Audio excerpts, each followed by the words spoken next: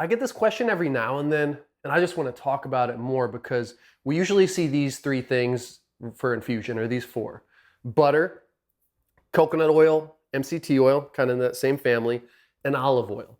And those are my top infusion form factors. But I think it's important to talk about, there's some other ones out there and you can get really creative. Basically, all the other substance has to have is a nice fat source. So some things that I think go overlooked that I'm about to dive into more, just kind of a little chef style, is like some fats, some little bacon fat, maybe duck fat, maybe some lard.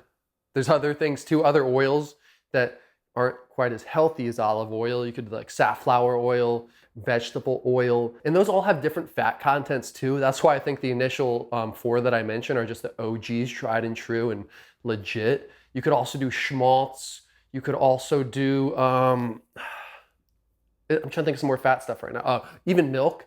You could infuse some in milk. You could make a firecracker with peanut butter. You could just add those fat sources in, and you can not necessarily infuse with the peanut butter. I've never tried that though, but if you have, let me know. But just getting creative with these other fats, like I'm gonna do a bone marrow infusion. I like bone marrow. Hope you don't think that's too weird. I love this stuff. So I'm gonna do a nice bone marrow infusion, as well as some of these others I talked about. I'm gonna do a duck confit infusion. So take that duck fat, mix it in with some nice beans and a little vegetable medley with a nice little duck thigh or breast on top. What other ones am I slipping on right now? It's pretty quick, man. I just want to shoot that out to you. But again, the OGs, out of the OGs, my top ones are MCT oil / coconut oil and butter. Olive oil is creeping its way up though, dude. I'm feeling the olive oil, guys.